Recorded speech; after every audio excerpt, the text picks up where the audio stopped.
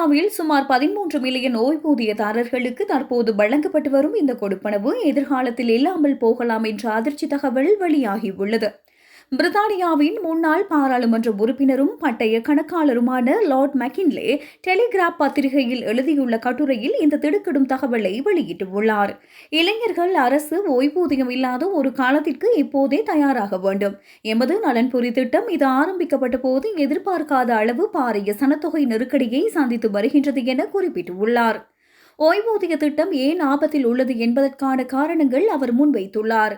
2032ஆம் ஆண்டளவில் பிரித்தானியாவின் சனத்தொகையில் 14% பேர், அதாவது சுமார் 13.7 மில்லியன் ஓய்வூதியதாரர்களாக இருப்பார்கள். அதேவேளை குழந்தைகளின் எண்ணிக்கை குறைந்து வருகின்றது. பிரித்தானியாவின் வருமான வரி மூலம் கிடைக்கும் 331 பில்லியன் பவுண்ட் வருமானத்தை விட நலன்புரி திட்டங்களுக்கான செலவு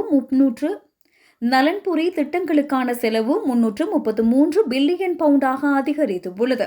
2 குழந்தைகளுக்கான நலன்புரி திட்ட கட்டுப்பாடு நீக்கப்பட்டமை மற்றும் பணவீக்கத்திற்கு ஏற்ப வழங்கப்படும் மேலதிக கொடுப்பனவுகளால் அரசாங்கத்திற்கு பில்லியன் கணக்கில் கூடுதல் செலவு ஏற்படுகின்றது.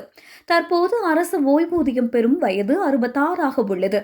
ஆனால் இந்த மாதம் முதல் அது 67 உயருவதற்கான அடுத்த கட்ட நடவடிக்கைகள் ஆரம்பமாகியுள்ளன. தற்போது 2 நிலைகளில் ஓய்வூதியம் வழங்கப்படுகின்றது.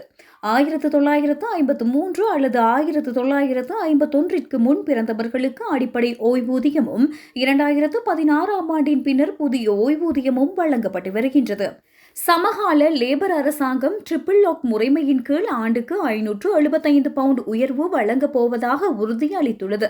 இது ஓய்வூதியதாரர்களுக்கு மகிழ்ச்சியான செய்தியாக இருந்தாலும் நீண்டகால அடிப்படையில் இது நாட்டின் பொருளாதாரத்திற்கு பெரும் சுமையாக மாறும் என லார்ட் மெக்கின்லே எச்சரிக்கை விடுத்துள்ளார்.